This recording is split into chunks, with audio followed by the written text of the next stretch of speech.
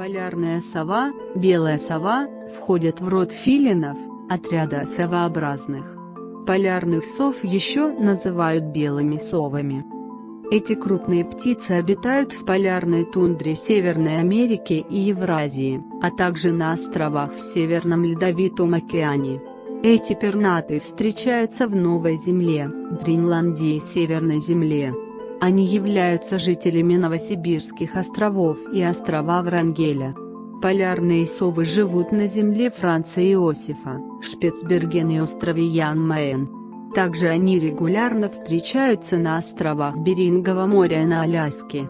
Эти пернатые посещают даже острова Вайгач и Колгуев.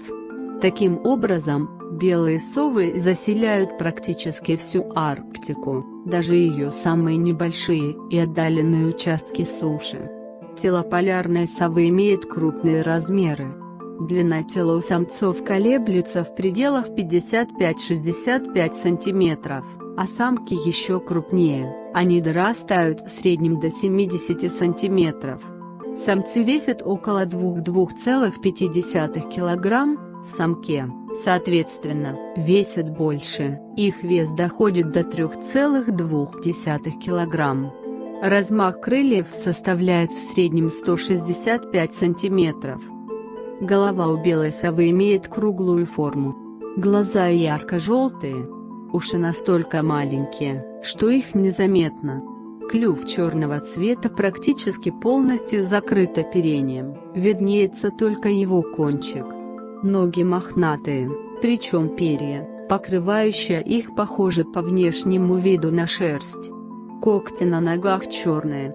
Оперение у полярной совы снежно-белое с буроватыми пестринами, у некоторых особей тело украшено поперечными бурыми полосами.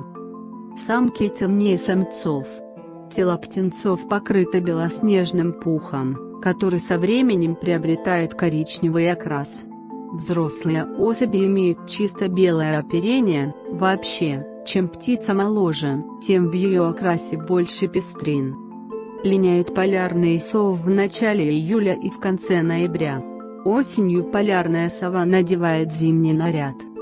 Маленькую добычу белые совы глотают целиком, а крупную разрывают на кусочки и поедают. Кости и шерсть пернатые отрыгивают.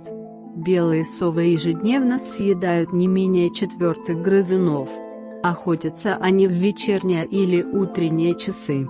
Полярные совы едят не только грызунов, но также зайцев, ежей, горностаев, куропаток, уток и рыбу. Кроме того, эти пернатые хищники поедают падаль. Полярные совы никогда не охотятся рядом с гнездом, чтобы не привлечь хищников. Такой предусмотрительностью пользуются чайки, они селятся поблизости с совиными гнездами, поскольку те отгоняют хищников даже в километре от своего потомства.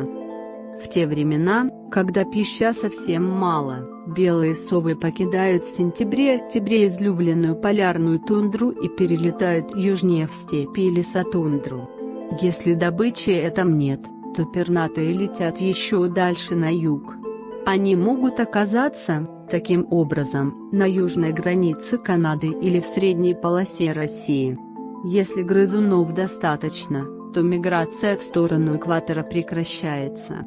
В любом случае в марте-апреле эти пернатые отправляются снова в родные земли, поскольку в мае они откладывают там яйца и дают жизнь новому поколению.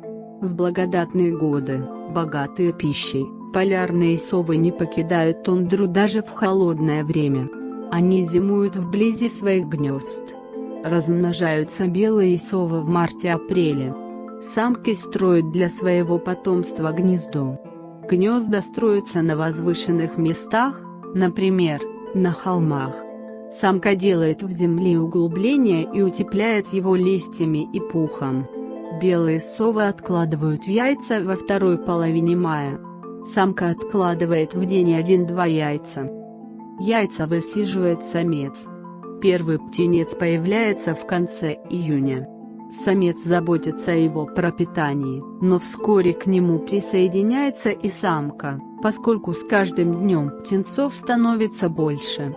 В годы, Богатые пропитанием, полярные совы приносят около 10-17 совет. В голодное время яиц вдвое меньше. В засушливые сезоны выводка может не быть вообще. Последние яйца согревают сами птенцы своими телами. Птенцы быстро осваиваются, начинают покидать гнездо и бродить рядом с ним. Через 1,5 месяца после рождения они начинают летать. В возрасте 1 год у этих пернатых наступает половая зрелость.